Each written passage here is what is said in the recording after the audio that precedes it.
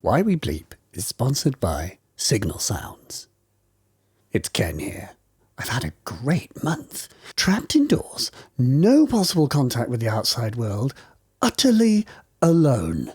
And in all that time, I'll tell you what I've been doing. I've been putting the finishing touches to my new EP, Amorous Robot. My synth cave overfloweth. I spoke to Signal Sounds and bought loads and loads of weird-ass things. I have an entire wing dedicated to rare wave stuff, top-drawer analog desktop weirdo synths out of Texas. My pre-order is in for the Polyend Tracker. That's dropping next week, hopefully, all being well. I've been lusting hard for the ALM Coupe system. Beautiful thing. Matthew's put together an all-in-one system. Ooh, with custom panels. Interestingly, Signal Sounds have the DivKid Oct and Mute modules back in stock, and as you well know, Amorous Robot is in fact a concept album made entirely on DivKid Oct and Mute's modules, operating in audio range. It sounds sort of like the sound that you might hear after a grenade has exploded near your ear, but that's what robots sound like when they're in love. I think the thing I need to polish off my EP, though, is the module that Jason literally described as the Mad AJH module that makes you sound like you're on the moon. Anyhow, Signal Sounds have all you need to make your electronic music EP dreams come true. Visit their website on the internet at signalsounds.com. The website is signalsounds.com. Why?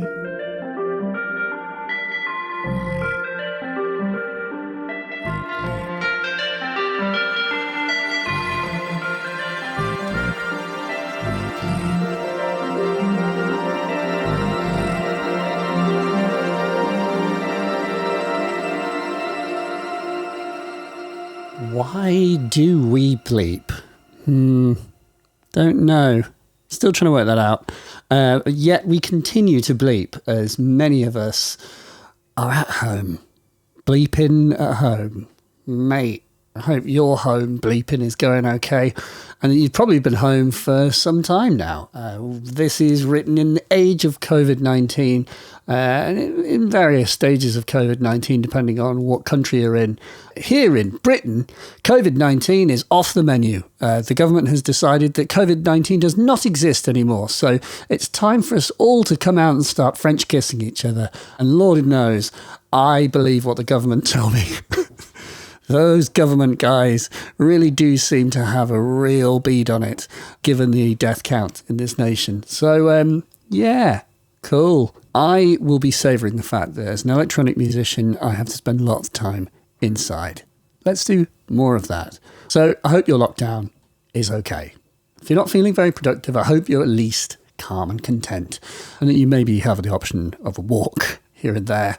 I read a really good quote.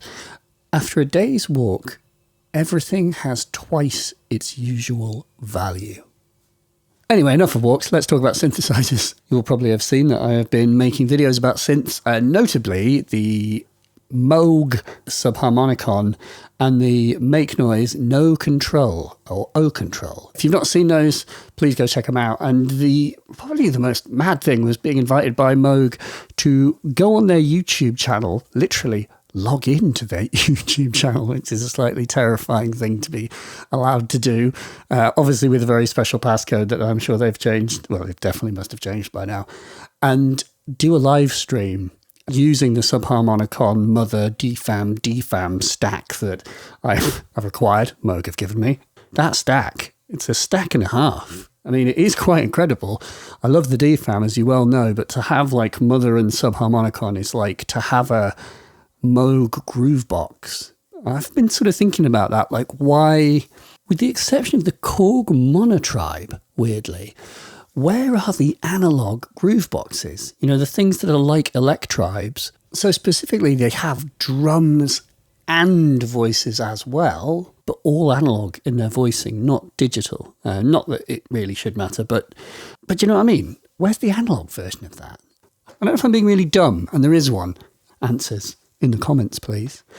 Anyhow, I apologise for the long wait between bleeps. COVID-19 has made it rather difficult to go and meet people. So I've been working on remote podcasting systems. Well, I haven't been making them, but I've been researching them and I've been trying some. And I have a couple of bleeps in the bag. Let's hope that regular programming can continue. And today, I'd like to introduce Mr. Gaz Williams. Bloody heck and worms. Gaz, you may well know, is a person who appears on Sonic State's podcast and who's in Sonic State videos, Sonic State being the legendary British media empire run by our father Nick Batt. And Gaz is just a wonderful, wonderful character who I'm sure you are aware of. But of course, if you're familiar with Gaz's background, Sonic State is only sort of since 2010. Gaz has a very, very long and interesting background. And really, I think you best describe Gaz as he describes himself as a technologist and a bassist and a musician and a mastering engineer. Gaz is all of these things. And perhaps most famously, in terms of the popular world, Gaz is a bassist and has played on stage for very famous and interesting people. David Rhodes, Carl Barrett, Mark Armand, and a particular note to myself, the mighty Carl Hyde of Underworld, who we talk about in this episode. Gaz has toured with Carl, played on some of the biggest stages in the world. And Gaz especially also is a founding member of Charlotte Church's late night pop dungeon outfit, which is if you're not familiar with it, live festival darling mashup cover band party fun time experience, which I am yet to experience and I feel I've genuinely missed out on something. In Charlotte's own words, it's the most fun a human can have without being force-fed drugs and alcohol. They basically mash up songs and do a kind of mad, crazy set list in celebration of all things pop and music, but in a really sort of crazy, psychedelic, mad out, fun way, in the way that it's supposed to be fun and silly and like over the top and everyone's supposed to be having a laugh. And Gaz is a founding member. So that, I hope, sets the tone somewhat. If you've seen Gaz be interviewed or be sort of appear in things, he is an extremely amiable and effusive, enthusiastic and generally wonderful, cuddly person. He is very, very interesting and very interested in both technology, people, music and the world in general, and is busy living it as best he possibly can. And if, for those of you concerned about social distancing, I might like to point out that this interview was actually conducted in 2019, in the balmy days, in the words of Charlie Brooker, 200 billion, 1,000 million years ago, aka about a few months ago. It was the day before I went to Adrian Utley's house. I visited Gaz Williams' house, and up in his sweltering loft, you can see I have my trousers rolled up in order to not melt from heat. We just had a sprawling chat. I have met Gaz on many occasions and hung out with him. I fondly recall kebabs devoured on Berlin street corners at about 3 or 4 o'clock in the morning. And perhaps you won't mind me mentioning on one of the most sort of leery of such occasions, Gaz, I sort of bid him adieu as he sort of shambled off into the Berlin tube system, and the following day missed his flight. Rock and roll, Gaz. God bless him. That's probably the tamest of any Gaz Williams story that can be told. I will leave the rest up to your imagination. So much so, in fact, I've had to cut most of this podcast out in order for it to be broadcastable. So, in fact, it does start in mid-flow. We are beginning this talk in mid-conversation, talking about Charlotte Church's Pop Dungeon, which, of course, Gaz is a founding member. And I will talk to you more afterwards. First, let's hang out with Gaz. Thanks.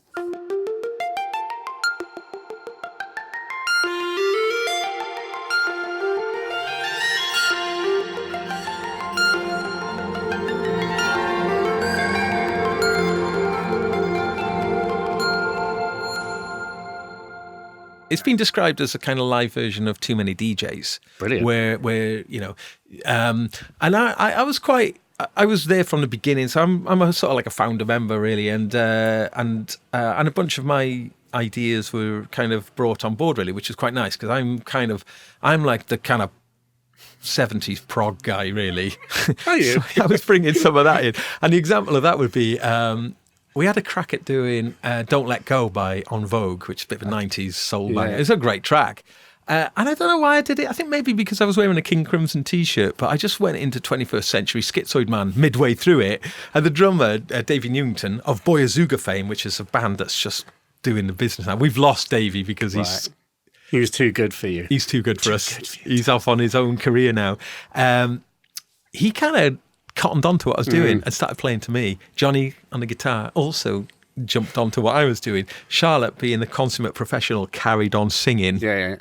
Oh, so we're going like down, down, down, down, down, you know, and with it really in no way works, but it worked. Of course, in this amazing, like it absolutely I shouldn't love work. that you were just like, how does that work if you're on stage and go, do you know what? I'm going to play a different song right this now. was it. This was in our very first rehearsal. Oh, okay. And similarly, I thought you did this live on stage. Well, we were looking at doing Sugar Babes Overload, which is a great track. Yeah, it is actually, great. I unashamedly loved that tune when I was And I was kind of teenager. thinking, this is a bit like White Rabbit by Jefferson Airplane. Is it?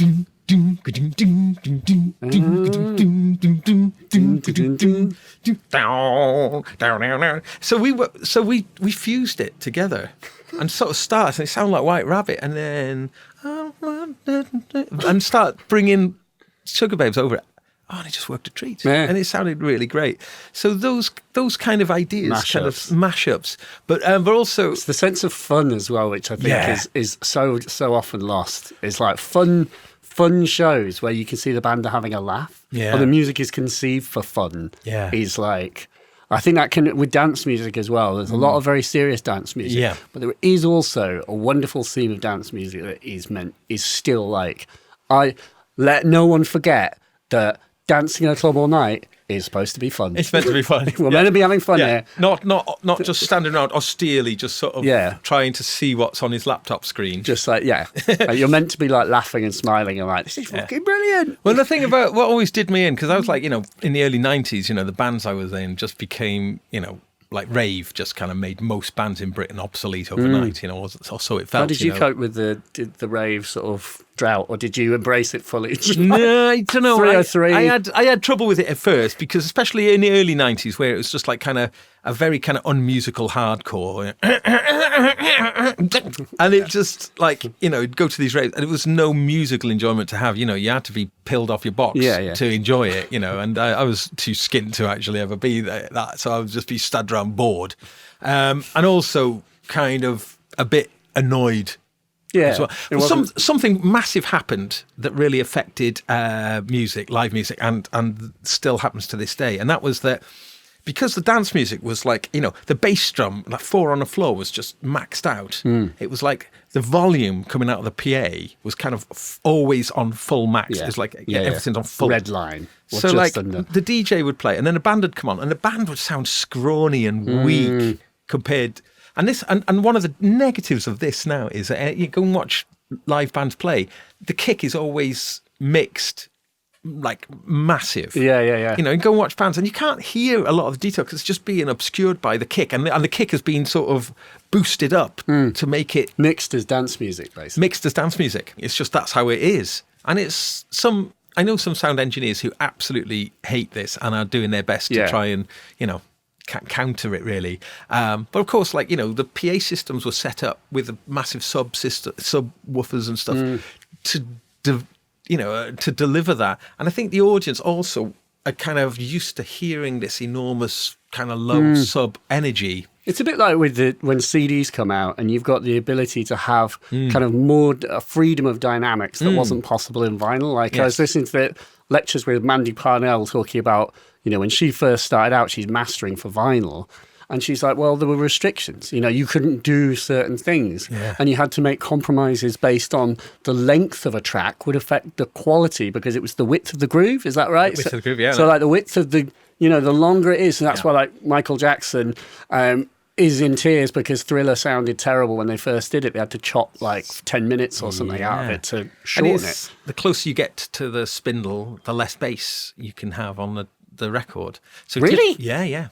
So typically, album sequencing would be you'd put your kind of fattest, juiciest tracks on the outer edges. Album craft has kind of gone. I mean, in many ways, the CD kind of killed album craft in a way, because a single platter, initially CDs were limited to 72 or 73 minutes, and then eventually they would go up to nearly 80 minutes. But for a single listen, that's just kind of way too long. Yeah. Whereas, a side of vinyl would be around 20 minutes or so, which is great. Just right. Yeah. It's so just right. So your whole kind of sculpting of an album with a CD, they just became too unwieldy. And there was this ridiculous thing, and I can hold my hand up and say I've been guilty you're for this. You're a mastering engineer as well. So yes, I am. Yeah. Well, partly. Well, this is later on. Yeah. I'm talking about back in the 1980s when I'd buy an album. What would often, CDs were the most expensive. Vinyl was a lot cheaper than CD back then, which is kind of weird now. It's a CD is almost devalued. Yeah. People are selling their CD collections by weight. Have you seen that? No. Yeah, but I'm it's not like surprised. a quid a kilogram or something. That's how I love to buy music. Bin bag of CDs are going off, and they're getting 15 quid, and it's like 300 albums, cherished. Album collections. Techno, 5p a sack. Come on, get your techno. Come on. Planet of Techno. Yeah. And but what would happen is you'd buy an album based on how many tracks there was and what the running length was. Yeah. And if a CD was like sort of only like less than 40 minutes long, it was like, do you think it would be rubbish? It was like it didn't represent good value for money. Fair, yeah. And this really affected things. So what happened then was this idea of all killer, no filler sort of went out the window, and things were being bolstered just to get the running order. Yeah. Like just to get more stuff. So albums then and this started happening kind of about 87, 88, it started happening and then continued on from there. The album lengths were, typically 70 odd minutes long, because there was 74 on a CD. It's like a one-upmanship of. And really, like a double album typically would be around 80 to 90 minutes long, a double album. But so you're getting almost up to double album on a single disc. So and then you'd have this weird thing that like classic double albums were a little bit too long to go onto a single disc. So they would either lop off some tracks to get it down to a single disc, or it'd be a double CD, and a double CD was super expensive. Double disc it. Yeah, double disc it. It's interesting that gigs don't last, or tend not, unless you're a very it's a very expensive ticket. Like a gig is typically an hour. Like that's how long you play for. Is that right? I mean, that is right, isn't it? Like you would say, as a general rule of thumb, as a sort of more band, a younger band. I mean, if you go and see a classic band, it's unbelievable. But then you would expect, and some of these 3 hours. Yeah. Like the Stones would play for good 3 hours maybe, and these guys are in their late 70s now. It's quite bonkers, isn't it? Yeah. I suppose what they're charging for a ticket, and also just because you piss so many people off because you've got too many hits. People are like, I expected to hear this, and this. You did touch there, though, on me being a mastering engineer, and I've done this for 20-something years now. And it's like the Sennheiser HD 650s, aren't they? Yeah. Mark of quality. Mark of the master engineer. Yeah. These are pretty good for just... they're not particularly exciting to listen to. As like the Genel X, the Genel X are sort of, they had their reputation for sort of not hyping the music, Truthy. Truthy, yeah. There's a scenario now, and really can't quite get to the bottom of it. It was like a few years ago, there was this declaration from Bob Katz that that loudness wars had been won because of Apple's adherence to the, essentially to, what's become now the loudness units, aiming at this sort of minus 14 lufs. Yeah, lufs. I never really understood them. Right. So what's happened now is that the streaming services like Spotify and Amazon and, they have these like auto-normalizing. So if you're doing like CD can take an awful lot of volume. You can go to like -5 RMS. Really loud, and in fact we're seeing albums even -4. And a friend of mine was saying yesterday that there's some dance music that's coming in at -2 RMS, which is just ludicrous. You're talking, when you look at the waveform, it's a sausage. Sausage. Just like a featureless sausage. Like, so you're consuming it like eating a constant massive sausage. Wow. But that's only taken 25 minutes just to get to that point. But so really, there's a guidelines now that if you master, the idea being that if you do your overly loud masters, what will happen is that these algorithms will take off a lot of the volume. So they penalise you. Yeah. There's a good website that you can use. It's called loudnesspenalty.com, set up by Ian Shepherd, who's he's a blogger and excellent. He has a really good knowledge sharer. Yeah, great knowledge sharer, definitely. And what you can do there is, it's like a website, but you can drag an audio file onto it, and it'll analyse the audio file, and it'll tell you how much each of these services are going to knock off the gain on there. Right. So it'll tell you. And the thing is, though, they use different algorithms. Like Spotify uses an algorithm that no one else uses, although they are going to be changing their algorithm soon. So I'm not sure how different that's going to mean. But you're sort of seeing like a typically loud master. Like, let's say you aim in for around -5.5 RMS, which is a loud master. That's almost like around the current standard for the last 10 years or so. As the software's got better with the look ahead limiting and all the various other kind of digital tricks, you couldn't really achieve that in the past. So you listen to modern music and it's just, and listen to old classic music and it just sounds so... It breathes different. Yeah, but it also sounds kind of weaker as well. If you, like in the car... Do you mean the old stuff sounds weaker? Old stuff sounds weaker. Sounds weaker, yeah. Of course. And you see, typically, if you're driving in a car, because of all the road noise that they have to get to, modern people, they want it louder.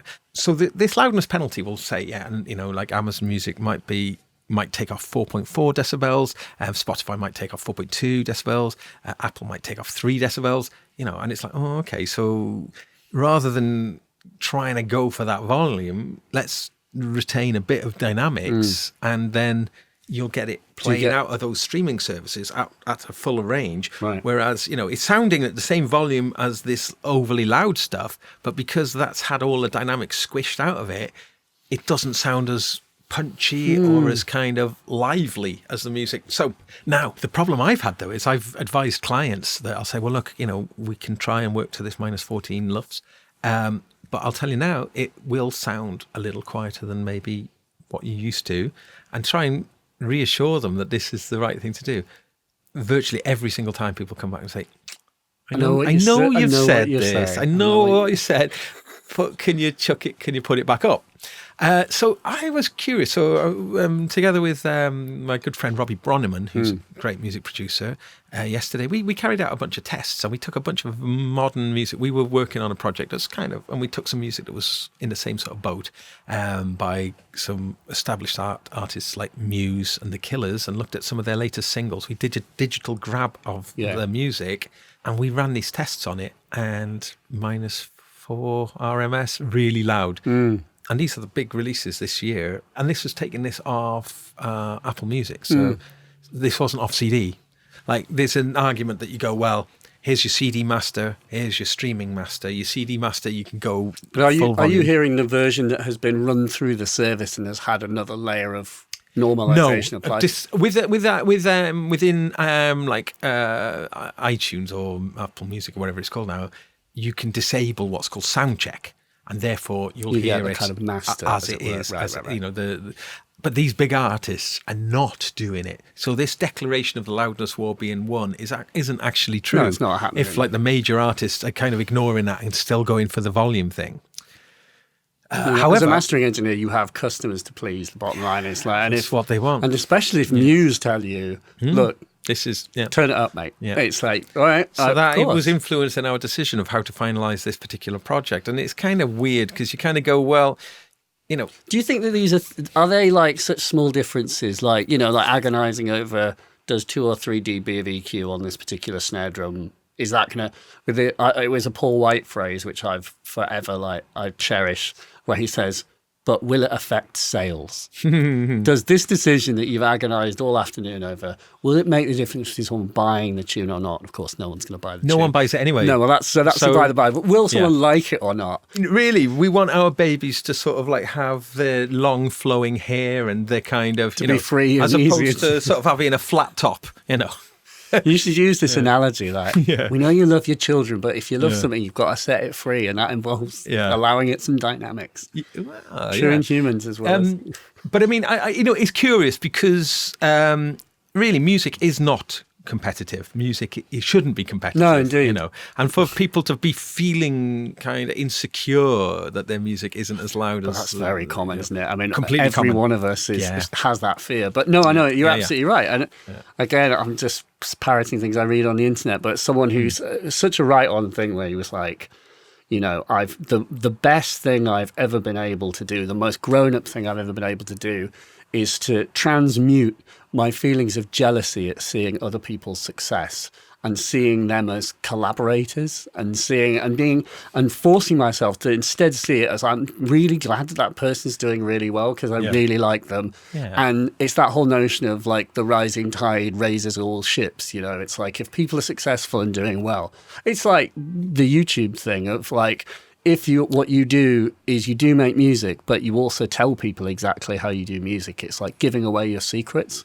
And it's you have to embrace the idea that by telling other people how you do things does not like make your work less valuable or cheapen it or mean that people are going to be ahead of you. It's like, we're all benefiting from a system where information is free and available online, and people like yourself make YouTube videos like, here's how this tool works, and enable someone to just get up running and make some music. It's like, that's good. And sort of, so it's, there's it's definitely a funny one. Yeah, there has been a big sea change in this thing. I mean, like they say, knowledge is power, and people typically, would never divulge their own sort of working methods and keep it all very, very kind of, and this still does go on for sure. But I've always been someone who actually loves sharing things, and to encourage and ultimately, I always want people to make kind of better music. So if I, any advice or anything that I'm saying, hopefully is to try to, encourage a better thing that will make us all happy. And in a way, I've been guilty of loud mastering for sure. And again, as you say, this is like giving the client what they're asking for, and they're not actually necessarily asking for any kind of philosophical or, they just want the job. You've been hired to do a job. Do the job. Make it louder. That's the job. Yeah. But I mean, it's interesting. I did some, because like you can get these like automated services for mastering, like Lander that uses algorithmical approach to. Have you tried Lander? Yeah, I thought I'd do a little head. You can do like you can have a Did you do track. Like you do a track and then let Lander do one? Did you do that? Yeah, I did. So what was the result? I didn't think the Lander one did very much actually.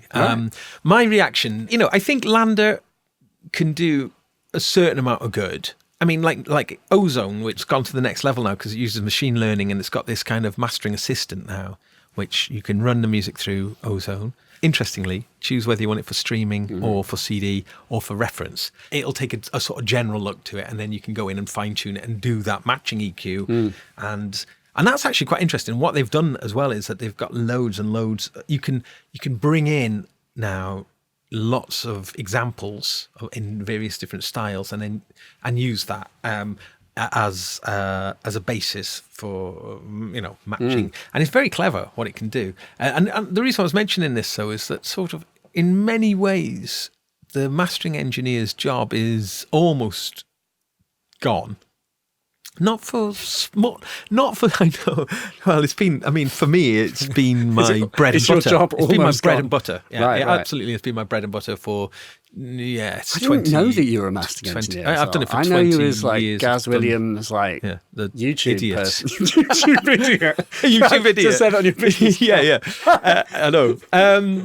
And it was something I was just doing just to supplement my music career, really. And I mean, for years, I was going to ask, how are you able to live as a musician in this in the year of our Lord 2019? Yeah, I mean, only just. I mean, by the skin of my teeth. By my skin and my teeth. I'm not someone who's ever really made an awful lot of money. I've just about managed to get by, but I've chosen to only ever work within music. So I made a decision a long time ago. But then I've diversified, and I've done all sorts of things within that. And I do a lot of music production. I've been involved with Sonic State since 2010, and most people who know me through the internet know me through my Sonic State endeavors. Yeah. One of the things that I think is wonderful about Sonic State is when the World Wide Web went live in 1993, Sonic State were there with a news group developing their website in 1995. So their website's been live since 95. Sound on Sound and the great Paul White, as you mentioned earlier, have also had a similarly, very long careers and that sort of thing. Yeah. What was Nick's interest? He was always a musician and doing stuff. It was just like there should just be some musical hit record, didn't he? Aspect. Nick had a huge international smash hit in 1990, was it? With Tom's Diner. He was DNA. Susan Vega. Yeah, that's Nick Bat. Well, it's Suzanne Vega. Well, okay, sorry. But what happened was that was an album track from a mid-'80s Susan Vega album, and Nick and his partner at the time, they grafted a beat onto it because it was just early days of that sort of thing being possible, and did a dance version. of it, and it was an international smash hit, like a Euro pop. Oh, it was global smash. What? Yeah. Well, I know it. I mean, the fact. It's a global smash. How amazing that you can infiltrate like that's the power of music. Oh yeah, but of course, because Nick wasn't really in the writing credits of it, Susan Vega did extremely well out of that. Okay. Nick had to start a small media empire. And they got loads of. He did loads of high on the back of that. They were flavour of the month maybe, doing like sort of remixes for Madonna and lots of big artists and stuff, But also Nick was like a kind of long-term collaborator with Will Gregory. And, I knew about the Goldfrapp. Like Nick's been, heavily involved in a lot of the Goldfrapp stuff. So, and Nick, as like his Friday fun sessions kind of attest to, has a very beautiful musical aesthetic to him. He's very good at what he is. He is. The overriding comment on those is, I could have listened to that all day. Yeah, he's very musical and he's got a great ear. Yeah, I suppose he doesn't have a lot of time to ironically work on music, I suppose. No, that's true. But I mean, I've been encouraging him to do things, and I encouraged him to do some live gigs because I've been a gigging musician. Really, that's been my main thing, and I tour and I've played with lots of people over the years, and I've had. You were like a band musician, as in because you are bassist first and foremost, like synths and technology. Would you consider yourself like you, as a kid, you had like gadgets? Yeah, actually, that's a good question because I've had a kind of parallel music technology bass playing thing always.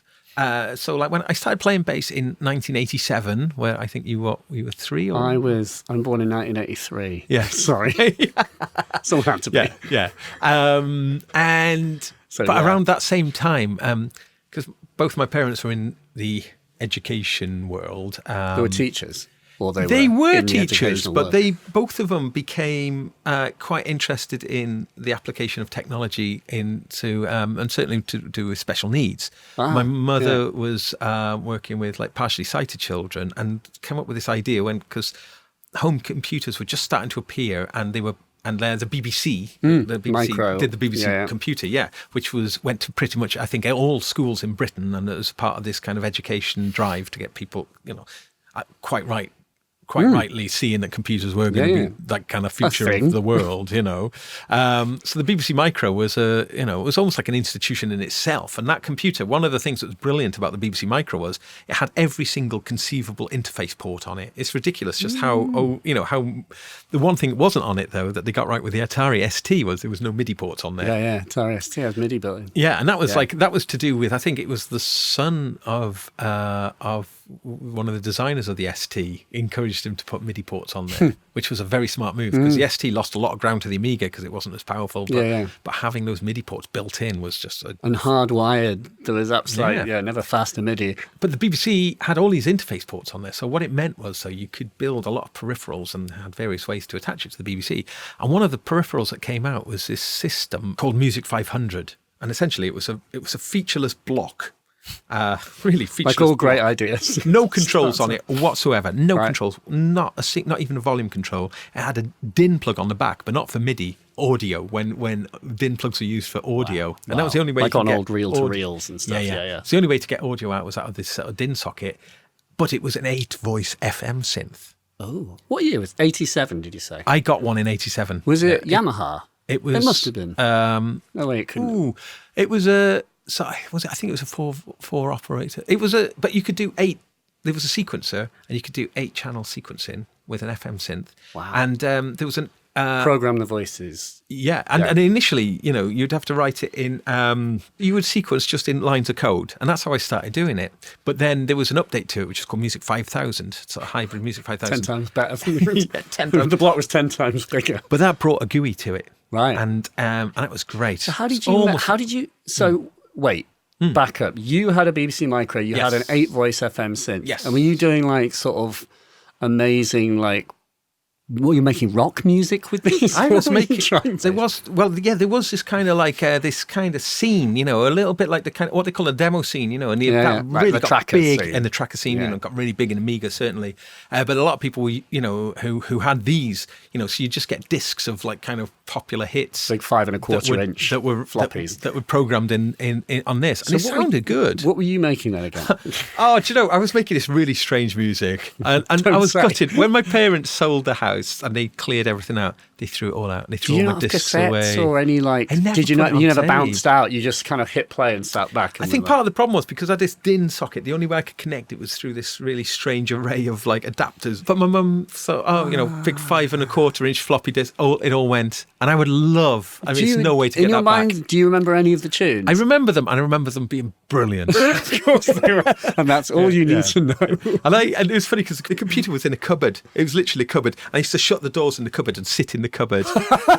And that's amazing. But this was at the same time as I was learning to play the bass guitar. So both of these things happened more or less at the same time. So I think why do you think you were curious to play? I suppose computers were cool and I was into computers. Yeah, and I was into music, and I think I just sort of did well to like maintain the sort of be interested in like bass guitars and cool music, whilst also being into computers. I was just into computers. I don't know if the music I was into, it was considered cool in any way. In fact, because it was more proggy. Well, I started getting into playing bass, and at the time in the late 80s, the bass guitar as a sort of art had really kind of slap bass though. Slap bass was big. Yeah. But I was a bit intimidated because I couldn't do it, so I sort of would just criticise it. I love a bit of slap bass. Do you? Oh yeah. I'll give you a little slap bass. Please do. One of the kind of cliche slap basses is a Seinfeld theme tune, which wasn't actually. Was that like a DX7? It was a sample, wasn't it? Yeah. But there's a guy on the internet who's learned to play it on the bass, but in a rigid, sampled way. So it's kind of a really weird sort of full circle there. Yeah. So I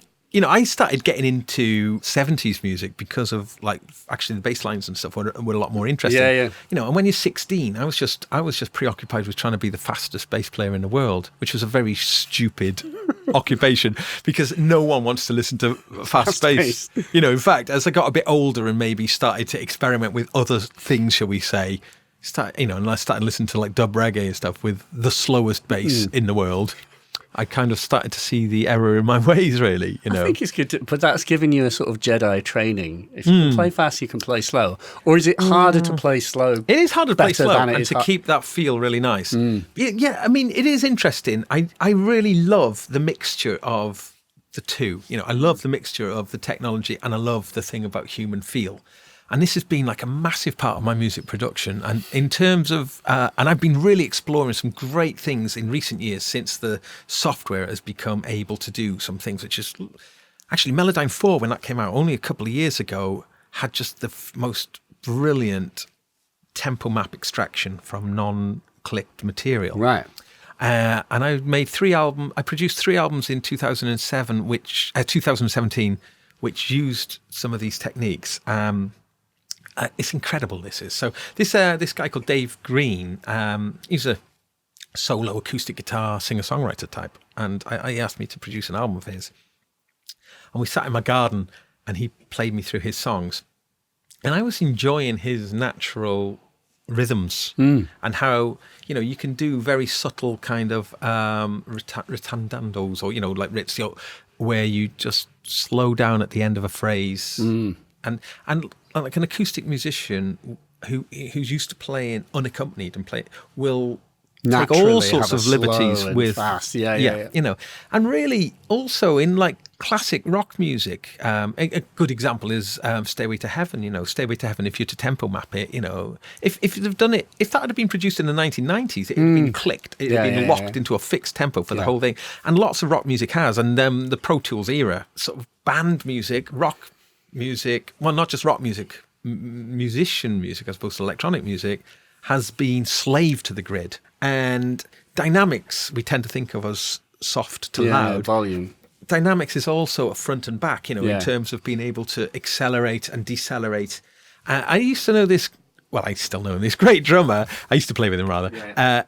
And he had a beautiful sense of pushing and pulling time. Yes. As a dynamic. Yes. But he was hated by music producers because he was terrible. He was a nightmare to record. He couldn't play to the click. Yeah. So the thing was, abjectly all the refused. producers wanted him to. Everyone wanted to be on a click because it makes all the snipping, copying, and pasting, and all that. That stuff.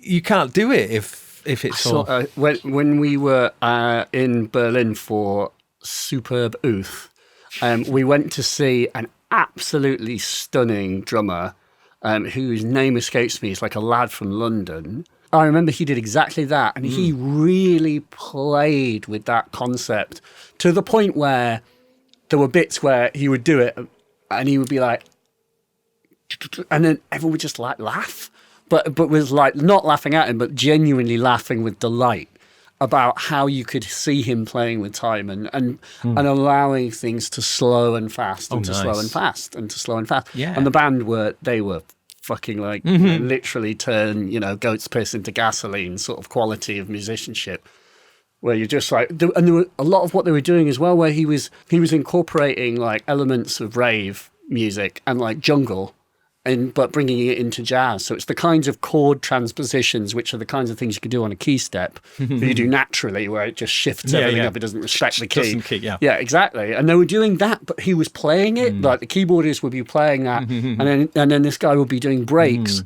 but he would be doing the kinds of break cut-ups that would be done in jungle music. Like, not the kinds of rhythms that actual drummers would necessarily choose to play naturally. And it's just like those kinds of things where you're seeing young people taking, who are so bloody good at what they're doing, and taking and just putting styles into a mill and just turning them over. Well, it's interesting you mentioned young people. Great. Actually, I was talking to a friend of mine who's a producer at the BBC, and he's a very knowledgeable guy, and he's saying that like a younger generation don't have the same hang-ups. I just want to back up a little bit to where I was talking about this acoustic guitarist, though, because basically recorded acoustic guitar tracks and let him do all his own timing. And then you can get the click, per beat. It's absolutely, it follows all the contours beautifully. And then I export it out from Melodyne as a Midi file, so essentially as a tempo map. And then I use Cubase for this project. It does an astonishing job. The Cubase one is very good. I did a little tutorial for Sonic State a couple of years ago demonstrating the Cubase one, which is really good. But when Melodyne brought that function out, it was just even better, really. So I'd use the Melodyne version of it, but then I bring it into Cubase. And then once it's in Cubase, then the grid, all the bar lines, everything are locked to the acoustic guitar part. That's amazing. So what that means then is you put the click track on, the click track follows the guitar. So we retrospectively added things like drums. Now, adding drums to a non-click guitar is one of the nightmare scenarios. It's absolutely terrible to do that. But this, by having a click, you can just, if you've just got that, tock, tock, tock, even if it speeds up, you can follow the tempo moves. It's amazing how that actually happens.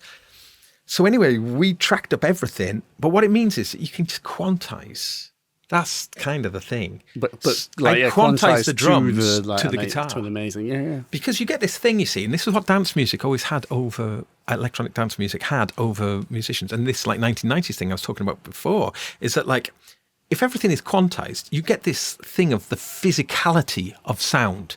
As those speakers, all of those sounds are coming out together. You're getting almost like solid sound. You're getting like a physical thing coming out. When everything's more or less in time, played by brilliant musicians, but like all of the kind Every of transients smeared. just slightly smeared. Yeah. So you get like, so dance music would just sound incredibly punchy and really, really loud. If it was properly. And that is what people talk about when they say like, oh, I hate the timing in Ableton. It's terrible and it doesn't sound... And I generally am a bit of a like sourpuss when it comes to those attitudes. I'm like, don't be so fucking like high and mighty. Like it's fine. Like again, it's will it affect sales? Will it affect? Right. I haven't asked you any questions. I suppose we actually have talked about a lot of the things. What was that? Let me think about. I remember when I first met you was at Green Man, and I was crossing a field, and I was like, you probably get this a lot with people coming up to you and sort of like doing this as if they've known you for like years and years. And that's because you obviously have a very friendly personality. So people like, no, you're not going to be like, fuck off, mate, I'm off the clock. Like, I should do that. You should try that. At least one person. I'm really sorry. I just needed to do that at least once. Just like. Well, but I've had a few weird situations where, because I've been doing like the podcast for the Sonic State one for such a long time now, and basically I've had some really wicked things in my career. Like the kind of Underworld stuff and Underworld. Yeah, the band Underworld. Yeah, what? Carl Hyde, the front man. I'm his bass player. I toured the world with him, doing all sorts. Done major gigs with him. What? Yeah, that was interesting.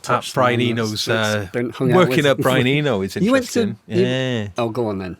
Well, Please I mean, that was about him.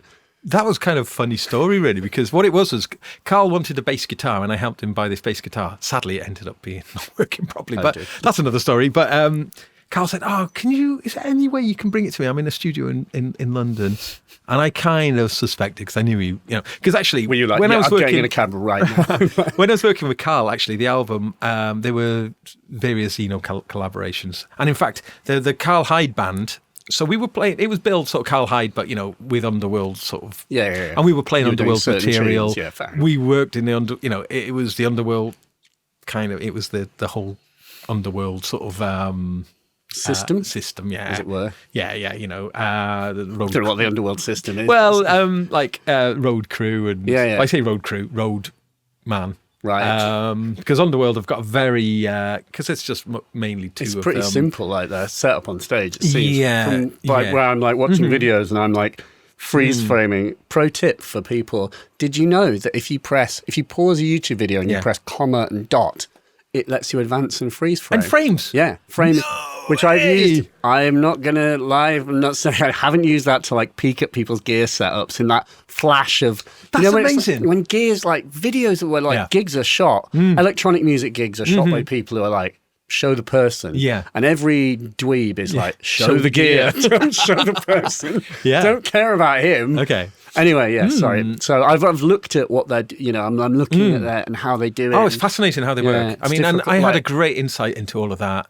But what happened with Carl in 2012 in the opening ceremony of the Olympic Games, Underworld were the musical directors of that.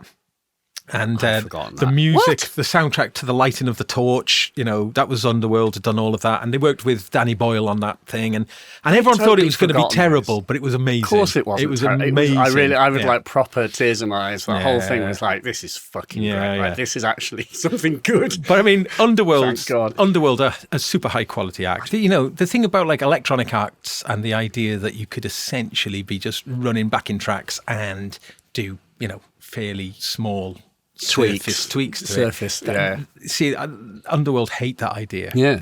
And in fact, I think they were on Jules Holland a couple of years ago, but it took them years to get onto it because they wouldn't.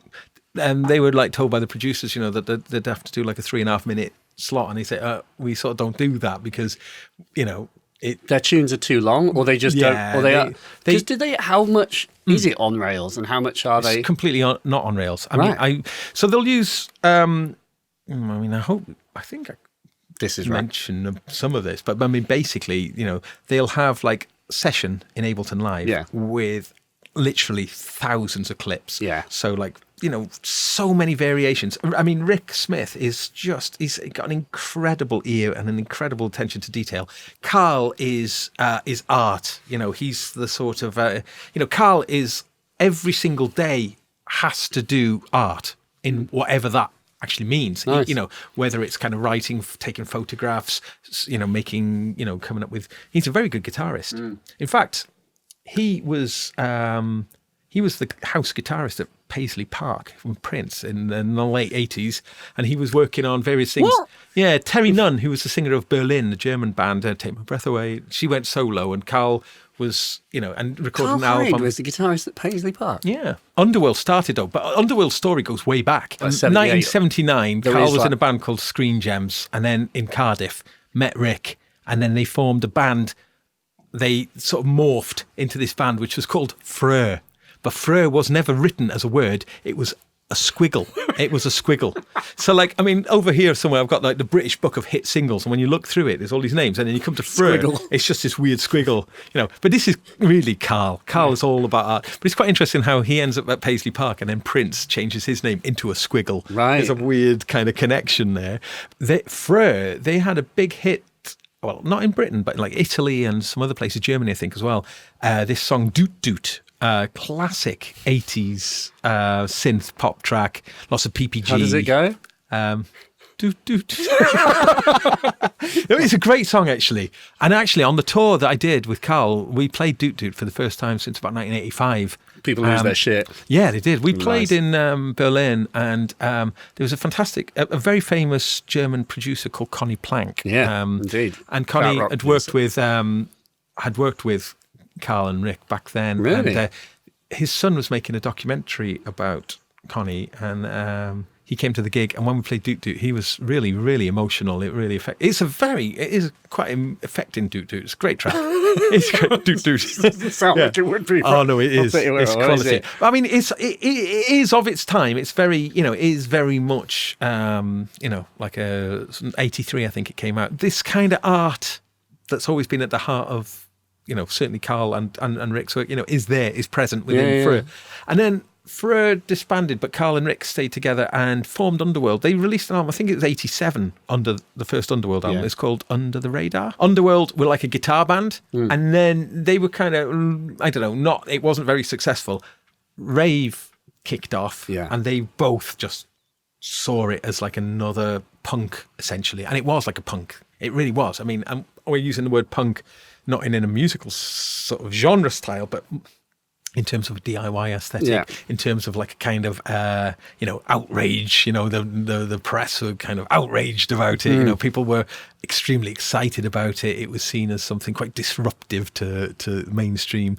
And Rick and Carl were just drawn to it because they had already had several kind of careers up until this point.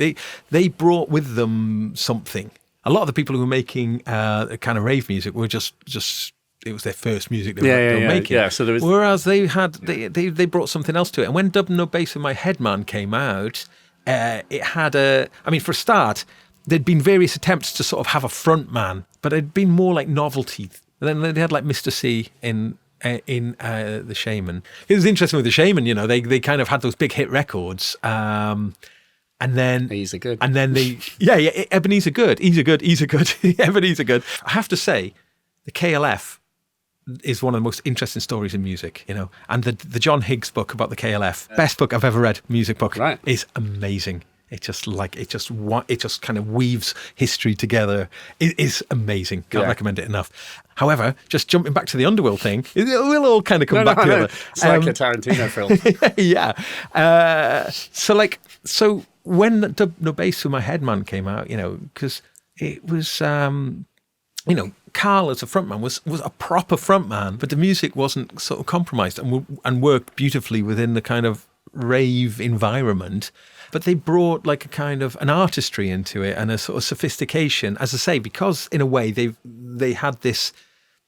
I mean, Carl is a synesthesia. He's got very strong synesthesia. Is that where you like you hear music and you see colour? He sees colour. Right. Yeah. He's got wow. Yeah. And it's almost to a debilitating extent. Yeah, it's really strong. So I mean, Carl's kind of artistic output is almost like a compulsion. You know, he's compelled to do things as opposed to doing things for the fun of it, or for the commerce of it. He's like, he does it. You know, and I don't know if you've been following what Underworld have done the last year. They've been doing this sort of drift songs thing where they've been putting out a new track every single week. It's just been this constant thing, and it's quite interesting. And this kind of typically take quite a long time between albums. So this was almost like a kind of way of just challenging that by doing very fast and spontaneous stuff. You know, and it's really good. They did that thing. How do they put them out though? Like literally just a YouTube Yeah, video. YouTube video. Yeah, and you know, they've done all sorts of stuff. They did that Iggy Pop collaboration fairly recently. They've just been very, very prolific. So you know, obviously, when Train Spotting became like a cultural phenomenon, and Born Slippy became this, you know, like an iconic tune. Yeah. Darren Price, who's like he replaced the other Darren Emerson, who they'd have a DJ who would be part of their set. It's kind of a bit peculiar how they would do this, but I remember Darren Price saying, when Carl will pass his gravestone, here lies the lager man. They, that relationship with Danny Boyle was established with Trainspotting. Obviously. So then Danny Boyle being asked to do the Olympic, that's the connection. And sort of, and actually they'd done various things. There was a stage show of Frankenstein, like a West End before, and Underworld did the soundtrack for that as well. Yeah, so interesting things. Wow. But anyway, the year after the Olympic Games, there was a lot of very positive feelings towards, the wonderful job that Underworld had done there. And so Carl chose that as the moment to put out his solo album, which he'd worked with a guitarist called Leo Abraham, who's a brilliant musician, but also Brian was involved in that. Brian Eno's right-hand man is a chap called Peter Chilvers, and Peter was the guy who made the Bloom and Scape and various apps. The apps, yeah. But also is a very, tight, he pretty much whatever Brian's doing, Peter will be involved in. Brian thought it was a good idea for Peter, who wasn't a very good musician, but hadn't really done much in the way of kind of touring. He thought it would be great for Peter to do that. So Brian suggested that Peter, so Peter became the musical director of that project. And it was it was only a 4-piece band. It was Carl, it was Peter, it was myself, and the wonderful Angie Pollock. Angie's a great keyboard player. She's been the keyboard player of Goldfrapp since the inception. Will Gregory doesn't tour with Goldfrapp.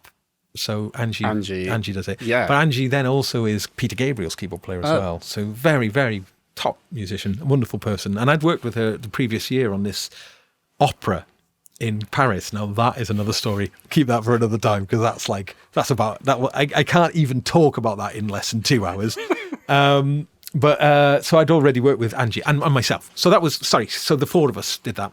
And I used Midi bass throughout that project. So that was great. So we did a lot of Underworld material. It was being billed very much, as sort of like an Underworld sort of. So they get you to play things which were sequenced, basically. So it's like a classic. Kind of. What happened was, though, Peter did new arrangements of the Underworld material. And we actually did try a version of Born Slippy, which was like a down-tempo sort of version of it. But ultimately that was actually rejected because people want Born Slippy. Yeah, to be Born Slippy. Build up into like a banging tune. But partly because of the collaborations that Carl had been doing with Eno, a lot of the music was actually quite, was actually more ambient, more, we did have some up tunes. And we did a great version of 8 Ball. That's quite joyous. There's a lovely version of that from Union Chapel that I'm playing on. If you're interested to see what that's like, that's a good one to watch. But we ended up doing, we had this fantastic tour. I mean, we headlined in Sydney Opera House on that, which was an incredible. Never heard of it. Above Kraftwerk. Oh, right. Yeah. Have heard of them. Now, Underworld in Japan have an enormous status, much higher than they are in Britain. I mean, they're a very, very, they're a top band in Britain, but in Japan, they've got almost like a U2 sort of status. They're a really big band, yeah. But I mean, Underworld, they're, like in Australia, enormous band. But also, I remember they played a gig in Jakarta to about 100,000 people, like Indonesia, massive, so... They really are, very, very big bands everywhere. Yeah. Really. First time we were in Japan with Carl, I walked into Shibuya Crossing, which is like the Piccadilly junction of, with all the... Have you been to Japan? No. Oh, it's a place where, in Tokyo, you have to go to Shibuya. There's all these roads all intersect. There's all these kind of like zebra crossings, and, you often see time-lapse. It's that. Like Koyaanisqatsi is basically... Yeah. So walking down into Shibuya, and, they've got these enormous big billboards. Massive image of Carl comes up, and I'm going, Carl, look! And he sort of just kind of glances up and just goes, yeah, it's just like, this is normal. This is normal. And I kind of thought, okay, I get it now.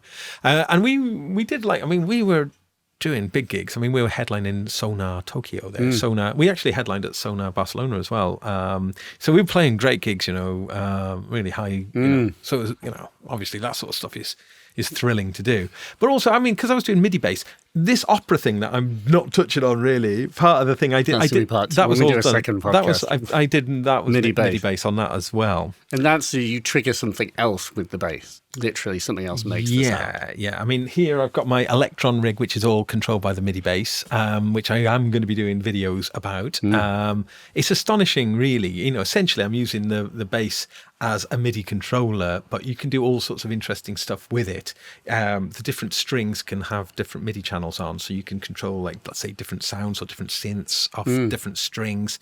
But also there's a little switch, so I can send MIDI information. For instance, I can do program change. I can do, with a switch. Yeah. And do all. Well, actually, what it does is when I hold the switch up, all the frets are switches. There's a little panel on the MIDI bass.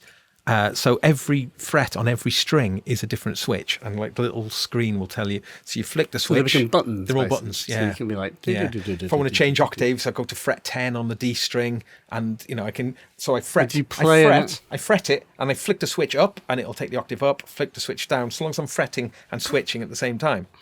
So it's the way you said fretting, just fretting. Yeah. As long as I'm fretting. Yeah. That's quite amazing. Yeah. So I think I've done some of the most high-profile MIDI bass stuff. I think it's a You're kind the of world's a neat, biggest MIDI basser. in a way. Like, for instance, some of the Eno stuff with Carl. There wasn't actually any bass in it at all. So rather than not playing on those tunes, I'd have kind of Celeste sort of sounds through lovely kind of reverbs. And one of the nice things about the tour on that, I had 2 stacks. So I had a stereo rig on stage. Stereo bass. Can't cut that to vinyl, can you? No, you can't. That's true. But it was great though, because I would do a lot of kind of ping pong delay, sort of really sort of nice super stereo stuff. What was actually triggering the notes? Music, what devices were actually making the sound? Right, for that tour, I was using this little box down here, which is I was using a different MIDI bass system. I was using a Fender Jazz bass with a pickup on, and using this thing called the GR55, and that thing's quite cool because you've got 4 layers. You've got 2 MIDI synth layers, and it's got I think it's XV era for those sounds. Yeah. And because that's the thing with those modules, actually, when you get into it, they're really sophisticated, but it is letterbox type programming. A recent interview on Elektronauts, which is the Elektron sort of with Tom York. Yes. And that's an interesting read. And he's a huge Elektron fan, as am I. For me, Elektron they're the best. That's my absolutely favourite company in the music tech game. I love their ambition. I think the thing is, they're so sophisticated as units. Say we're talking about, say, the Roland stuff as an example. They are sophisticated, but they're also they're also kind of narrow in other areas. Yes. That there is a sort of our way or the highway, and there is that true. That's also true with Elektron in a way, but they make these ridiculously sophisticated devices that. So when I'm, say, using the MIDI bass, so this is my current MIDI bass rig, which is using the Australian-made industrial radio MIDI bass, the one I was describing earlier with the switches on. I can use it with that rig and do the most incredible stuff. I did a really shonky performance at the second Sonic State Live event where it really was quite embarrassingly bad, considering... I should be a lot better. Oh well. But partly the thing is, it's just the possibilities are so vast and they're just so interesting. But the thing is, because of the Elektron sophistication, shall we say, it's almost like the Analog 4 is almost like purpose made for my MIDI bass, right. because the 4 voices, and the way you can do things like polychain, and I can either run it as 4 independent mono synths, 1 per string, or I can, with a flick of the switch on the bass, I can then go to any of those mono synths and play it as a fully polyphonic voice across. It's incredible. And I'm fortunate enough to have met a bunch of the guys at Elektron who were fab people. I love Elektron guys. But this box here, which I'm going to be doing a feature about soon, which is the analog heat from Elektron. I think if you've got a recording studio and if you work in or mastering, I'm going to do a thing about mastering with it, because thank you for depubing it. I just moved that. I think it was one of your beard hairs. It's beard hairs. I know. Unless they're very pubic. They're very pubic looking. I constantly have to justify that they are beard hair. That's a beard. I can show you others. Honestly, I molt all over my studio. That's why I never can sell anything. They're just too clogged full of hair. That surely adds value. But that box there, that's a classic example, actually, of Elektron's kind of uniqueness in a way. There's nothing like it. People say, it's expensive. It's about, for 500-600 quid. Yeah, but it's like eight drive circuits, a stereo. It's got stereo filters. If that was in a 19-inch rack, and it had thermionic culture, then it would be thousands, 2,500 to 3,500. But I mean, quid. actually, functionality-wise, especially using Overbridge, you can just drop it in as a plug-in. You've got the full GUI on the screen there to control it, but obviously, hands-on is great with it. Because I remember thinking that when it came out, it's like, if it was a rack mount gear, if you would have paid £2,500 and you'd never use it. Yeah. Because who can be asked? Yeah, who can be asked? Who can be asked? Yeah. Especially to do it on like a quick battle. I just want to apply something to this one sound, just quickly chuck it out and return it. But I mean, because ultimately it needs an analog signal, everything you do with it has to be done only one thing at a time and in real time, So for mastering, a lot of the time is you'll set up your whole project and then you'll render the whole album. You'll sit and watch it in real time. So, you do, it from a workflow point of view, does kind of slow things up a little bit. However, having a separate wet level control as well as a dry wet. Yeah. It means you've got so much control. And actually this knob, will be like an overall volume control of it as well. You've got such brilliant macro control of the gain staging. It's fabulous. And what's something that a lot of people don't realize with it is that those eight different circuits, there's an analog EQ that goes with it, and those are tied to each circuit. So basically, are they different? Yeah, different. Yeah. So for instance, say you choose the saturation level, the saturation one, the low is actually like is more like a bell in the low end, which is, I think it might even be you're more like a bell in the low end. Sorry. Well, I was going to say, I think it might be a Fletcher Munson bell. I might be wrong about that, but basically it's like a loudness. It just adds mass. It's interesting. Like it's been tailored. Of course, that makes complete sense. Yeah, because when you get into some of the more kind of hardcore, they're tailored per thing, and then you've got the stereo multi-mode filter at the end of it, which is bypassable by so you got that almost as a separate thing, and of course the LFOs and envelopes, and you can all lock it to your project tempo. And I tell you what you can put just like a very boring pad into it and just turn it into just the most delightful, rude, kind of evil it's gorgeous. I honestly, I don't know why it's not the best-selling thing, because everything you put through it gets better. It's a better idea. Because if you go like to the clean boost, for instance, but ramp up the gain, you get like a kind of mixing desk type of forwardness. Forwardness. Yeah, that's good. The saturation circuit is glorious. It's kind of based on like a kind of tape saturation kind of sound. But the enhancement, again, so basically those first three, you have to go quite high up into the drive for it to sound like it's really overdriving. So you can use it in a beautiful, enhancing, subtle way. So for mastering, I love that saturation thing for mastering, and using only a little bit of it with the, so it's parallel processing, really. You're just adding just a little hint of it in there. Or there's a great thing as well for mastering, which is like putting it into some of the really kind of nastiest stuff, filtering it right down with a low pass, and then just only bringing in a little bit of it. But you can use the envelope in a really interesting way with the kind of envelope followers. And I tell you what, bass guitar into it, it's marvellous. I mean, everything, vocals. Right, when you're doing a mix and you just want to get that little bit of edge on there, just turn to this. Honestly, it's a mystery why it's just not in every single studio. I think everyone's like blinded by synth and just like synth.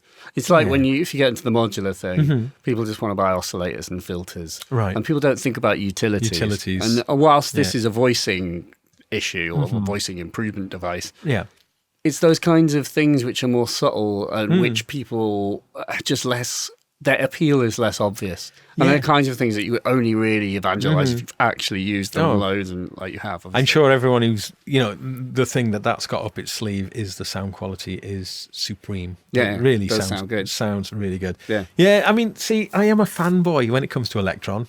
I can't help it. I just gush over it. I just think the stuff is just amazing. And, they're expensive, but they're kind of...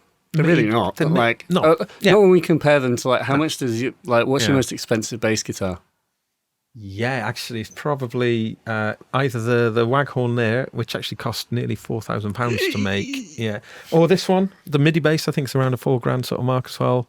Then just a bit of wood with some strings on it. That Ricky's probably about $2,500. I got the new Stingray Special. It's around 2,000 odd. Yeah, so lots of money. This is kind of it. It's like, and then therefore, I think it just comes from a sense of like, we for decades and decades and decades, like manufacturing has just grown and grown and grown. Things have become cheaper and cheaper and cheaper to produce, and it's just it's cultivated this mindset. Yeah, but these things, they want a lot for free. These aren't made in China though; they're made in Sweden, so they have like a totally different kind of.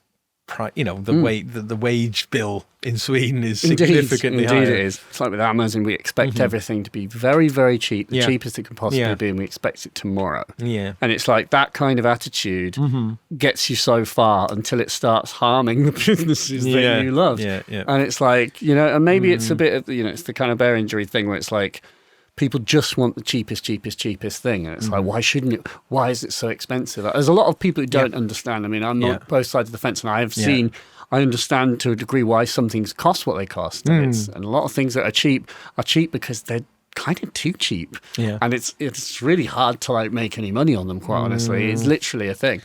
Well, I mean, like Behringer as an example, or they can their profit margin, they can run at, because they've got the rest of the business to support. They can go and no R&D costs. I'm sorry. But I mean, the other thing of the Elektron thing is they do require. I mean, certainly like the analog headspace. A big investment of time, because you need to have it in your mind. That's the thing, and it is like a menu divey type thing in that. You need to understand the structure of the synth, or what you need to understand it, because the visual stuff that you get from it is relatively little. You need to hold it in your mind, and I mean, this is a good and bad thing, because if you haven't been on one for a while, come back to it, you go, oh, here we go again. Yeah, we got to get back into this. That. Yeah. However, as I say, I put. I'm fortunate enough to have a bunch of the Elektron stuff. The first one I bought was the Analog 4 there, and that's a super thing. I mean, just that as an analog processor, just running things into the inputs there, and it is a world unto itself. I'm torn by it really, because I love, I'm a big Dreadbox fan, and Dreadbox are almost the stark opposite of an Elektron thing, where it's completely what you see is what you get, and also something like the Abyss, which the Abyss, the little 4-voice poly, with it's got chorus and delay, or has it got just delay? And when it's sort of chorus, it's got a thing called the reflector, which is like you can get all sorts of kind of modulation-y sort of stuff from it. I think it's the aesthetics of those sometimes put me off a bit, almost too. I don't know how to put this, too toy, and maybe it's also just typeface. Like, for example, I have a real issue with that. You've got an issue with Dimitra then, rather than with... you know how they work? No. Oh, right, you see, because it's Dimitra and Yanis. Yanis does the engineering side of things. Yeah. Dimitra does the designs, and she does all the kind of the graphics and the look and the aesthetics of it. Maybe it's just one of those ones where we need I love the person look of them. No, exactly. No, it's just it's just a taste. Honestly, it just is. like the wired modules in Eurorack, which have got those kind of like Lord of the Rings like fonts. I'm just like I just can't. Right. Like fonts matter, like tasteful design. Like there is a certain aesthetic, and it matters because we're musicians and we're emotional beasts. And my the gut feeling I get, it's like that whole Marie Kondo thing about tidying up is to do with how delightful do you find an object. And if I just look at it, I'm like this thing is just wonderful. Then I'm going to want to stare at it for like hours and hours. It matters. Like little aesthetic choices matter. Maybe that's why I like with the Deep Mind. And it's like, it's a cool machine, but it aesthetically kind of not beautiful. Not pretty, I don't think does anyone think that's a beautiful looking device? Whereas the Elektron stuff, absolutely. Although I don't know about the grey. Yeah, that's, what about the Octatrack grey? It's kind of military. I think it looks like a military unit. And I can see what they're going for, like the old school, like Lindrum look. They're going for like back when machines were big and like your drum machine's this big. Yeah, it's funny because numerous people prefer the look of the older Mark Ones. I love the Mark Twos. I think they just and they are just they're definitely a step up in terms of the usability, and actually the Analog 4 Mark II it definitely sounds better. There's been a few tweaks to the circuitry, but aesthetically I think they're lovely things. But like the Neutron is quite an interesting one because lots of people have a real issue with the kind of all the red, but also all the kind of. I think it's all right. Yeah, I think it's good too. But I mean, you are getting doing something different. Yeah, but you're getting people offering new faceplates for it and stuff. So I like that side of things, that you can kind of customize it. Grab that there. Yes. OPZ. Now, this is an interesting one. This upsets the OPZ. I think that's aesthetically beautiful. Interesting. I really like it. Yeah, because some people, they say, it's just like, it looks like a remote control. And I go, well, yeah, of course. Yeah. It absolutely looks like it looks like a Braun remote control. Very nice. So, I tell you what, though, treating it like a remote control is pretty awesome, right? I do this. I'm going to do a video about this because it's just too good. What you can do is, there's a 16-track sequencer in here. Some of the tracks are dedicated to like a DMX. So you can, lighting. Yeah, you can do a whole show. So you can do, lighting. You got a DMX. You can do you can also be controlling your projections and visuals, and you can sequence all of that. And but if you're just using it as a MIDI controller, each of those 16 tracks are just like 16 tracks, which have got all of these step components available to them. This takes the Elektron idea of kind of parameter locking to the next level. But what's really cool is like Bluetooth. I can sit relaxing in my chair.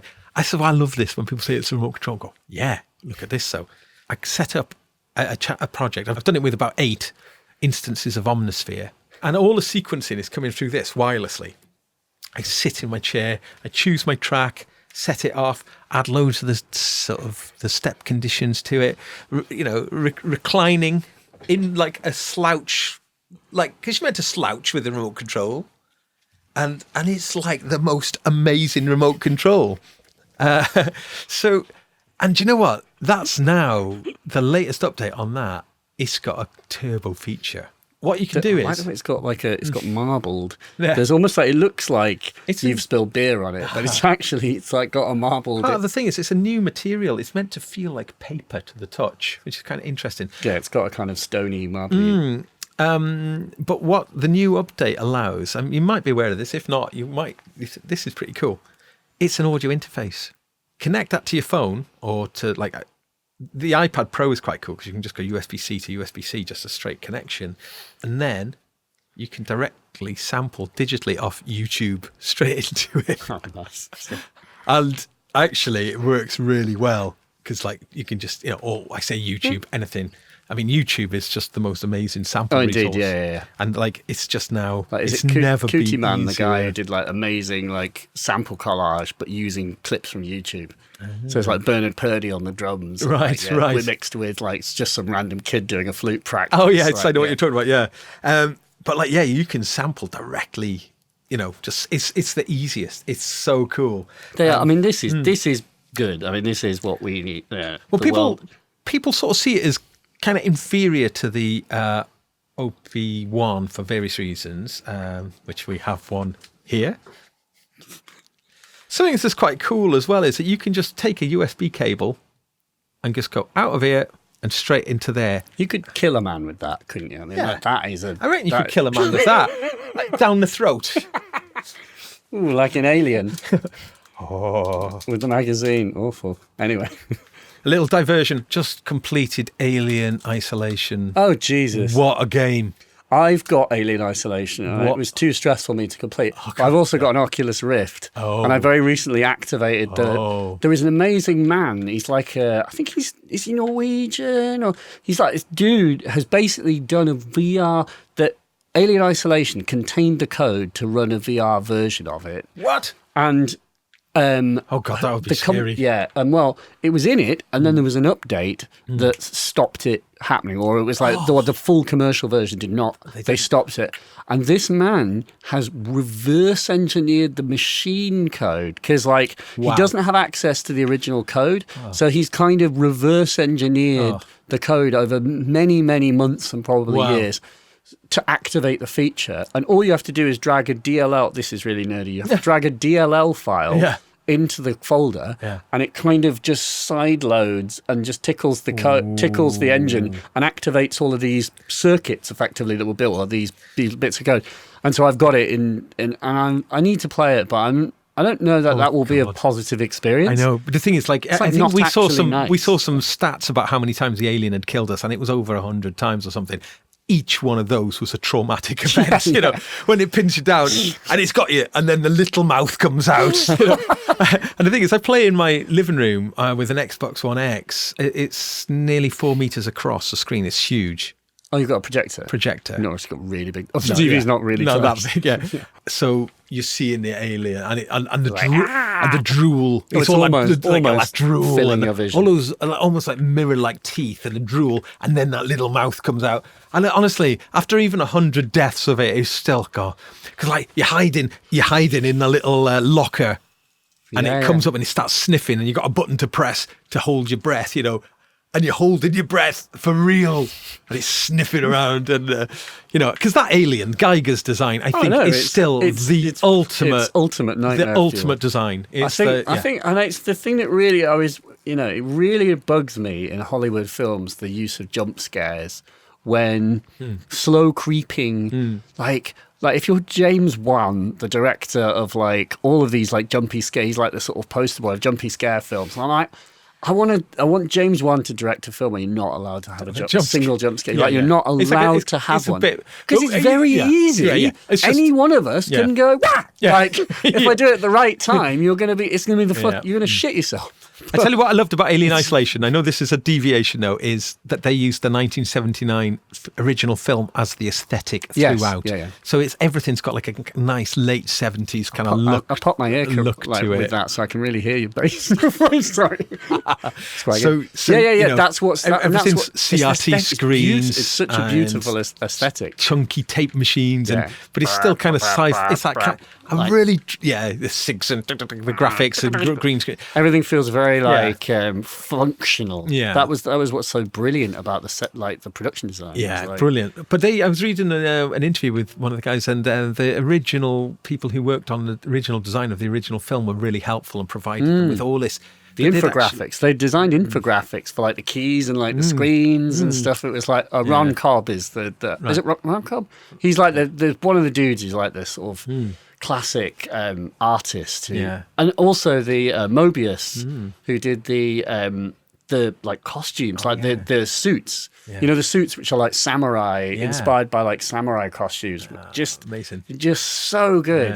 Such a great soundtrack on that game as well. I know we're talking about games, but I think that's a bit of an underrated masterpiece in my opinion. Alien Isolation is there's a guy I follow on Twitter, Andy Kelly, who writes for PC Gamer. And he's greatest game ever is Alien Isolation. He's literally holds it in high regard. And I can totally see why. I would actually put it up there. I totally get it. It's terrifying. I recently, it's a good few months ago, completed Red Dead Redemption 2. I've got that, but I'm not anywhere near complete. My goodness, what a journey! Yeah, what an amazing thing. Have you reached the midpoint with the D'Angelo?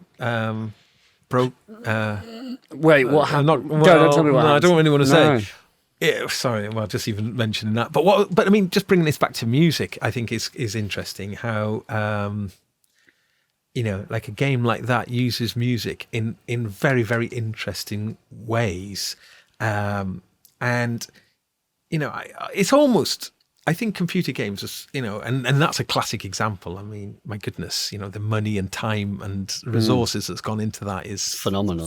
It's like absolutely quite phenomenal. But I mean, in terms of just a work of unified art, because everything is so amazing in terms of just how, like, the sound design, the graphics, the storyline, the acting, it's beyond. It's like a film in the sense that films combine all of the arts, like words, not music, all the arts, performance. No, what about the other art? The art of gameplay. Well, but that's my point was going to be like a film is like all of these things, and then computer games have all those elements plus they have the interactive element as well. And I mean, it took us months to complete. It really was and you've still not obviously completed probably half of the game. There's all of this stuff that you can just go and do. Yeah, but I marvel at that. I marvel at just how well it all comes together. In the end, and it's not like these disparate bits.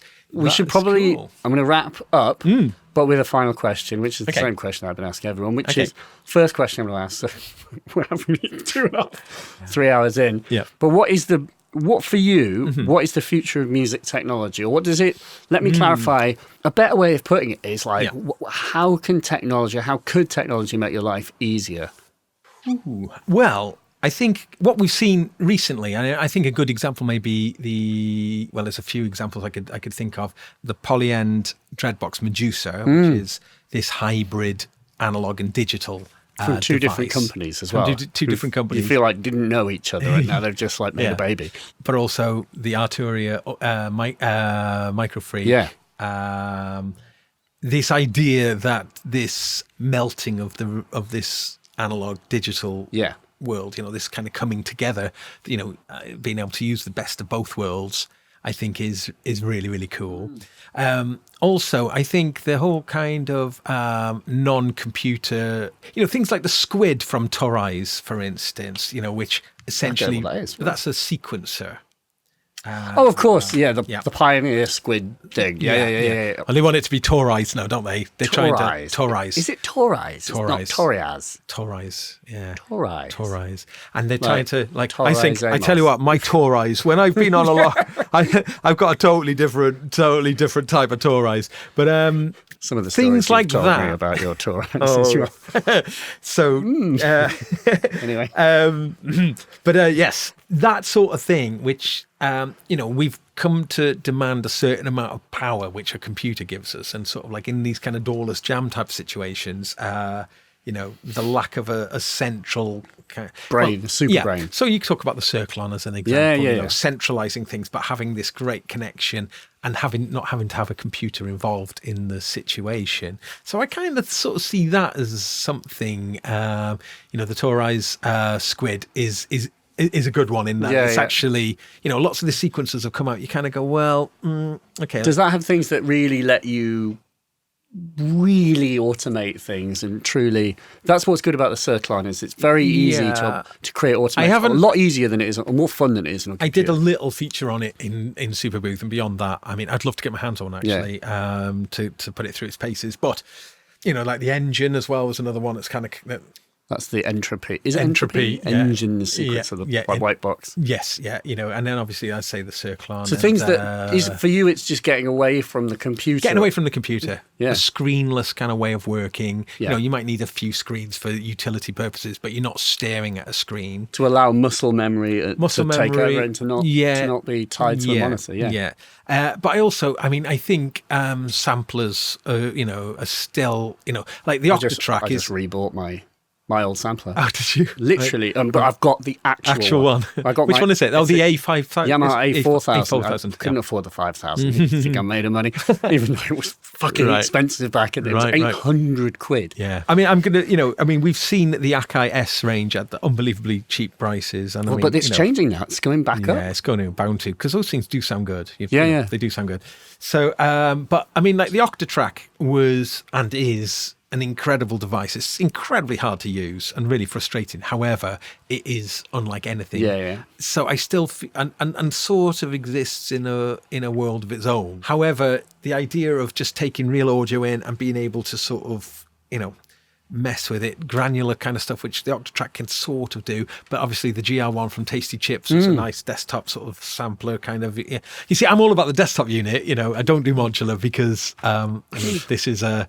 This is enough.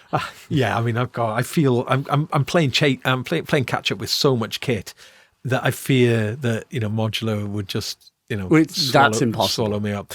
No one can catch up with modular. So I am modular really. In that I've got lots and lots of boxes which I tie together. All my modular synth, if I could actually dissect my live system to you, you would be like, that's just the equivalent of 5 things on the table. Yeah. I have the same thing. Right. So I mean, so this thing I'm talking about, like with like for instance, maybe the Torais Squid, having something that you can make music on, and and tie to together, communicate all these affordable boxes and pull these boxes together. Yes, without having to go into a computer. People would still say, well, surely if you use a computer, or the way I have been doing it is using Machine as a MIDI sequencer to allow you to and you're not looking at a very large monitor, turning the screen off there and just relying on the information from the screen. So I've got 3 machines, so I think Machine is very undervalued as a MIDI sequencer, as a hardware MIDI sequencer. Do some fantastic things where you have each pad is going to a different monosynth. And then, you can kind of, if you break it out into into the keyboard mode, you can, I can select my Erebus or my Neutron or my Abyss very quickly. Very quickly. Yeah. And, you can set the colours up. I set the colours up to try and match the aesthetics of the machines. And stuff. Nice. Yeah. Does it have a grey light for the electric or black light? Indigo. Black light. Yeah. But it's actually really, really cool to use it as. The push is the same. So anyone who's like, I want a Circlon. I'm like, with the best one in the world. Get something like the Machine or the Push gives you a lot of the same experience. Mind you, all I would say though, but you're getting up to the price. So what are you getting? If you add the price of a Push and the computer and the computer, yes, but a Push is 500. Well, 400 quid or 500 quid with a couple of Ableton Live or thereabouts. No, Ableton Live Lite, I think, isn't it? Oh, is it? Yeah, so I think to get it with the full software. A Circlon is like 1,600 euros or something. And then that's with no add-ons. No add-ons. But my point is only you can have a very similar experience with something like that. If what you're looking for is the master controller. It was always my intention to do that with Push, but I've got a Circlon. So I'm going to try it with that. And it's good. I would say the Circlon is good in the sense that it's what you were saying about you want a machine that like just allows you to sort of almost close your eyes and make music. Like I'd say the Circlon's a bit better at that than the Push. Like it has a screen, but there are certain like clever shortcuts the way it uses knobs where you push them 2 in and turn the right one and it'll make a little ramp that sort of ramps up and down. So you can go ramp up, ramp down, ramp up and down, which otherwise would be like draw a mouse or on something that traditionally had the knobs would be like 10, 10, 10, 10, 10, 10, 10, 10, 10, 10, 10, 10, 10, 10, 10, 10. You can just turn 2 and it's those sort of shortcuts. And I don't know, maybe what you're saying and what could come is a sequencer where there's no screen. Can you imagine if there was a MIDI? Well, I suppose there's the BeatStep Pro, but do you know what I mean? Like a sequencer that can sequence 64 tracks, that can sequence anything in a studio, but has no screen of any kind. Well, that's the design challenge, because then you'd have to make it. The Squid is sort of going that way. I mean, it kind of relies on the screen for settings, but it doesn't actually rely on the screen for feedback, for a kind of like visual, a play, like a timeline where your settings are. Yeah.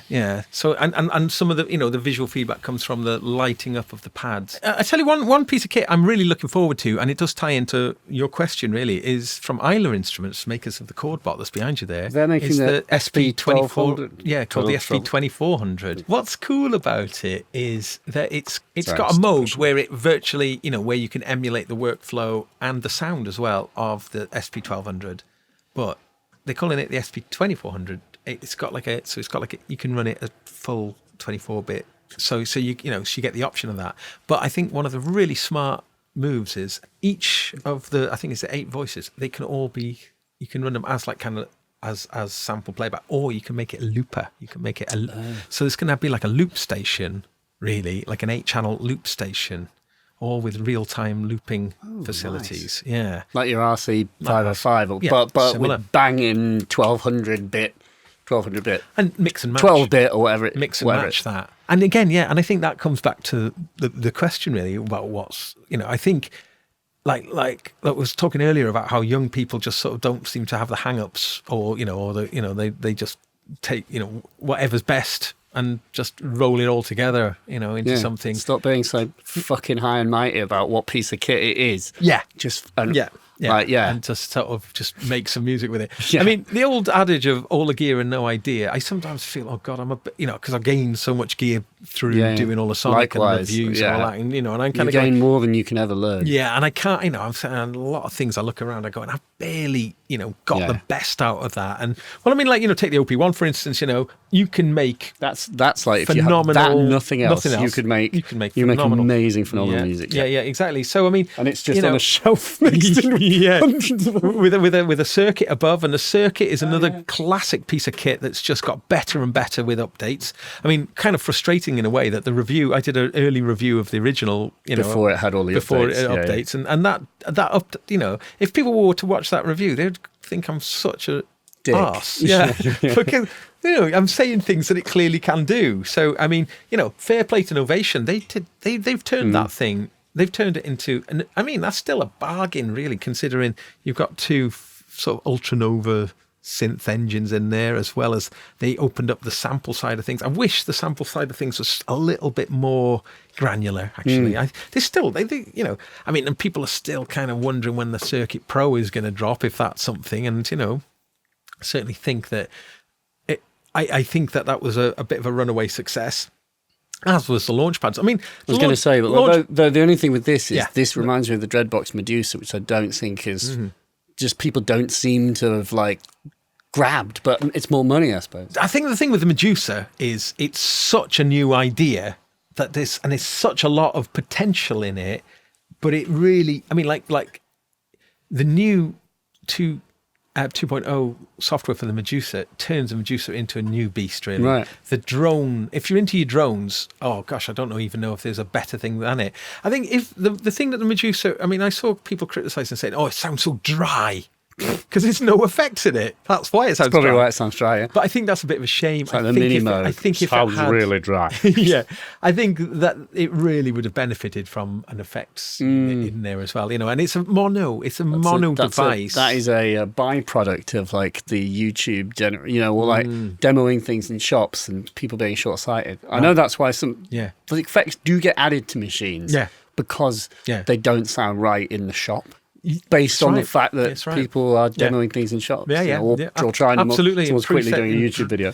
I mean, the Medusa, it's a monophonic, not as in stereo mono. It's a mono. And you've got these 6 oscillators, and I just think, if they'd have done it as a stereo device where, those 6 oscillators could have, and you could modulate the pan positions and make it. I think that's the one thing that's a shame that However, the drone modes in there is just something. It's unbelievable what you can do with it. It's like the ultimate drone machine. Saying that though, there's drone facilities now in the. This one's actually plugged in. You clearly just yank it out. Sorry. It's got better and better. It's got better and better. I think, sadly, I think it came out slightly too early for the, for the world to get it. But also from a software point of view, really, if it came out now, if it was released now, as it is now, people tend to sort of kind of write things off. And that big keyboard on the top there, that's the Alesis Fusion. Now, that is probably the most... Feel how lovely those knobs are. Those feel really lovely. They're the nicest knobs. Was this when they were doing like the Micron? It came out after the Micron and the Ion and stuff. The Micron? Yeah. is a fucking amazing synth. It's fab.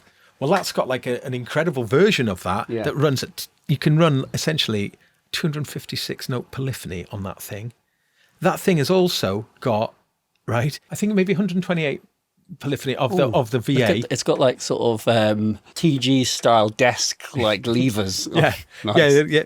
That key bed is premium with aftertouch, lovely keyboard. It's really nice, full weighted one. It's also the engine, the sample, as a sample and synth. It's like your kind of rompler side of things. It can do, that can do 256 note polyphony. It's got an 8-track audio hard disk recorder in it as well. It can also do, hard disk? Yeah. It's got 80 gig hard disk in there. It can also do physical modeling. It's got like, I think, a reed and a pipe physical models. It's also got a full FM engine in there. Yeah. So it's sample and synthesis, FM, analog modeling, physical modeling, hard disk recorder, 8-channel hard disk recorder, and like it had eSATA port on the back there. Although never. What I was going to say about it though, the worst operating system of any synthesizer. It doesn't have a screen. It does. It's on my iPad, under the iPad. Oh, there it is, yeah. It's got like a sort of... Now, if you look, some of the... And the styling of it was all based on 1950s American cars. The data wheels based on a Buick. Just chuck that thing out. Yeah, and also the design was based on like dashboards from 1950s cars. That's a hubcap from a Buick that is based on the profile is based on a wing. The base is like, if you look at the profile, it's based on a wing of an aeroplane. It's got like is this Axel Hartman? No. It's not. I don't think so, actually. That's a good point. I don't think it is. He did do the Andromeda. Of course, but it reminds me but a bit if it was Axel Hartman, he certainly Neuron in that sort of styling. He certainly didn't mention it in my interview with him. Okay, yeah. Because the problem with it is, this is a synthesizer that died by the presets because it really didn't sound very good. So people were going in and trying it. And also the screen, it's got this kind of monochrome blue kind of screen.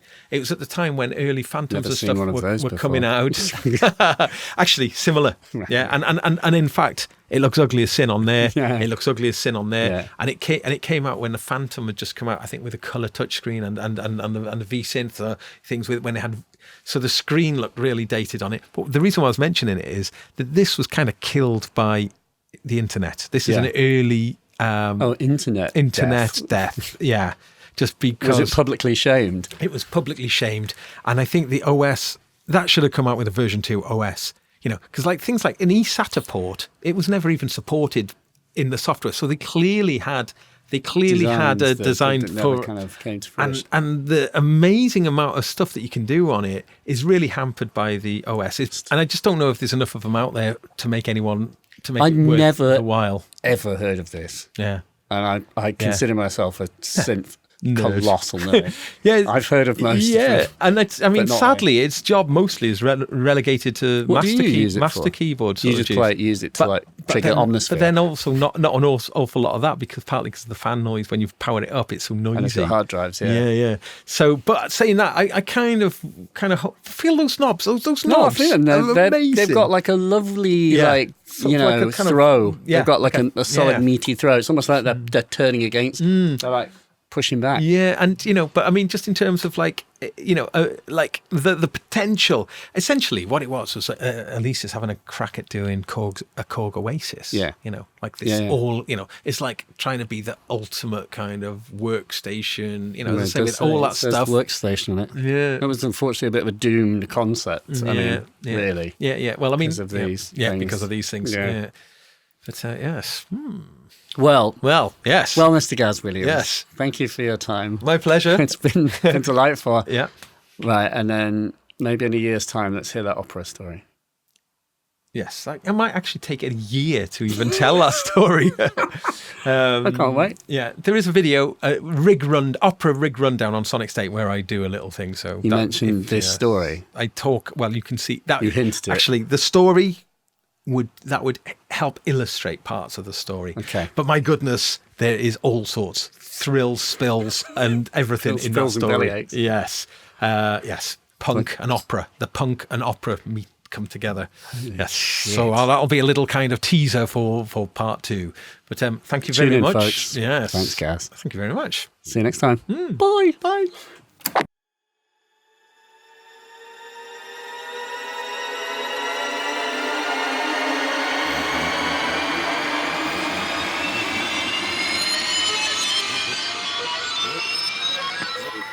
Lord, love and protect Gaz Williams. Thank you, mate, for your time. Thank you for having me in your gaff. Thank you for making me a coffee. I was just remembering that when you made me a coffee, it was a beautiful posh coffee, and he ground the beans. And when Gaz grinds the beans in his house, he sings along with the grinder in pitch. And so the two of us at one point were just like, ah! It sort of got very operatic. I can't remember the exact note that the grinder plays, but I think that there is a particular note that it plays that he enjoys riffing on. That's how it goes down in the Williams household. Gaz Williams, I'm also going to reveal one of the facts about him visiting his house. His toilet seat is glittery. And I think that says absolutely everything you need to know about how fabulous Gaz Williams is as a human being. I really want a glittery toilet seat. I feel that if you have a glittery toilet seat, it's a very important mission statement about how you intend for your life to be lived and conducted. So yes, thanks, Gaz. I hope you enjoyed that. I enjoyed it too, and I can't wait to hear the bloody opera story. I am going to put a link. There is actually some information about this opera tale online, but I sense that there's probably quite a lot that hasn't been said. That's for another time.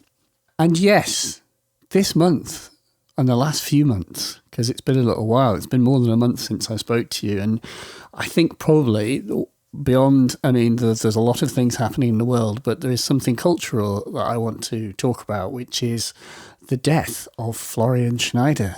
Florian Schneider, holy shit. Being, of course, 50% of Kraftwerk. I don't think it's an unreasonable thing to say that Kraftwerk deserve to be on a similar plane to the Beatles when you consider their importance and legacy for a subset of music. If for electronic music, there are obviously many, many roads and many pioneers, but so many genres snake back to the Minthofstrasse and a little studio there. There are so many genres that owe their legacy to Kraftwerk, being the real, true pioneers. It's very hard to say that only one person is the true originator of something. We're all borrowing things from each other. But no matter what, Kraftwerk are very, very important. And I bloody love the music of Kraftwerk. And if you've not had the opportunity to listen to it, or if you've maybe listened to it, this is my judgment of what people might think about Kraftwerk here, right? This is what this is. I think that some people would listen to Kraftwerk and think it was childlike or basic or silly or toy-like music. And I think that's completely unfair. It is exactly the music they intended to write. That there can be no question. These are very, very, very exacting people who wrote exactly what they liked to make and nothing else, to the exclusion of actually releasing music for the better part of entire decades. I think of Kraftwerk as the most distilled and crystallized, where every single element has a role to play and absolutely nothing is superfluous. And I do remember I went to FOP in London on a trip to London before I lived there, and for some reason I thought to purchase Trans-Europe Express because I think I'd been told that Kraftwerk were very important to the musicians that I liked. And I do remember listening to Trans-Europe Express for the first time and thinking, that's cool. This is cool. Metal on Metal especially. I was like, oh, you can hear it sort of like a bin lid. They're clanging a bin lid, but it just is the best bin lid clang that you can possibly hope to have.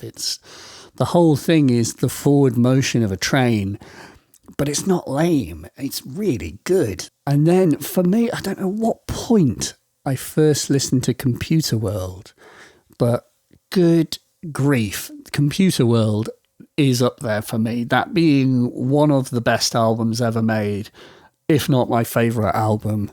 An album that, when you listen to it, released in 81, I think, is very much the template for electro. Like, those tunes, I have been in a club and heard them be mixed in with other electro tunes, and with the right audience, certainly, it's just like catnip. I mean, numbers, but especially the progression in the album from the tune Numbers into Computer World 2. I think, listen to those two tunes together and listen to Numbers, and then as Numbers transitions into Computer World 2, I feel like you can, in that very, very moment where the one track ends and the other begins, the music of electro is invented. An entire genre. Sorry. Oh dear. I'm getting slightly emotional.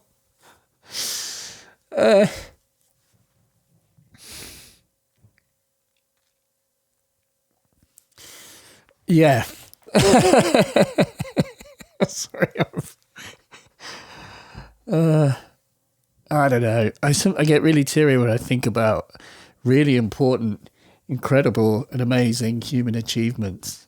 I get teary when rockets take off. I cried for the SpaceX launch. So I reserve the same thing for kind of culturally significant, incredible moments. They would have had no idea what the significance of it is. And if you want to while away some hours on YouTube, I highly recommend that you go and listen to the 1981 Computer World tour videos. There's some really good ones. And that I've been obsessing over that stage setup. And that sound, the very beginning, the ultra hyper electro beat. And what they've got is they've got a Eventide 1745M, which is a delay unit, but that you could get the M. It was a delay, amazing concept. It was a digital delay unit, and it had a module, literally, a module that you could drop into the front of it, which would add pitch shifting, so that every delay would be pitch shifted. And it's that sound. And so when you get a little snare, it goes like boing, because it's in a little like permanent, in a little feedback loop going up, up, up, up, up. Just like thinking about the audiences in New York listening to the sound of that intro with like that wicked, and it's faster than it is on the record, I think. And it's just like a crazy futuristic sound. It's sort of weird space funk, but like by white guys in Dusseldorf. It's just odd, but it's incredible. And I think about how it will have blown minds, and clearly did. And then that mantle passes to Bambaataa and to Juan Atkins, and then you get these people, the Americans, taking this German music and making it, it's like a torch is passed from Germany to America and then back to England. And, you know, all the sort of British musicians, a lot of the ones that I love are listening to all of this. It's great. It's still happening. We're all being inspired by each other in different ways. And so I'm just glad music is great. And I've been playing my son Francis Kraftwerk since he was a tiny little newborn. I've been putting Kraftwerk on in the background and playing it to him. He seems to be paying attention. He does kind of perk up and he's like, "Ooh, what is that? These awesome little riffs. What is that, Daddy? Is it a mini Moog?" He doesn't say that yet, but he will. And talking of Superbooth and Gaz Williams, probably 2 or 3 years ago, I was at Superbooth, sat out. And Superbooth, if you've not been, is kind of like a festival, really. It's set in a sort of recreation centre on the outskirts of Berlin. And, you know, they have picnic benches and food trucks and music. And it really is like a festival. And I remember sitting on the benches, eating a vegan gyro. Oh yeah, miss those. Chatting to someone, and as I'm sort of looking at the people around me and just sort of watching people chilling out, I clock that 2 or 3 benches away from me sits an older man in a brightly coloured jacket, and he seems to be wearing what I'm trying to research, a sort of patterned kufi cap, a kufi, like a kind of, like a little skull cap, but it's covered in patterns and sequins. It is nothing at all like I would expect a robot to be dressed in, and yet it is absolutely one half of the founding members of the band Kraftwerk. Florian Schneider just sat there like a normal person in the world, going about his business like a normal human being and not a legend. I don't get weird about famous people necessarily, but when I saw Florian Schneider, I did stare. Because I was just like, wow, he's just there. That's just him. It's just a normal person just there living his life, not a robot. And I think it all serves to say how important he is to me, and I'm not the only one. If you like electronic music, you owe a extreme doffing of your kufi cap to Florian Schneider. So, rest in power, Florian Schneider. Thank you for the music. Let's keep listening to it and being inspired. And let's make new music. So, thank you to our sponsors. Thank you to Signal Sounds. And thank you for listening. I appreciate your patience. Please share this podcast. I really could do with your help to spread it further, because releasing it infrequently is not helping me spread the word very much. I'm not able to release these very often. Even a month is difficult. So yes, please help me tell people about this podcast if you enjoy it. There are lots of old back episodes, and there will be more soon. I'm literally sitting on 2, like Smaug the dragon. They're right there, one under each butt cheek. So there will be more. Thank you for listening. Be well. We'll see you next time. Thanks.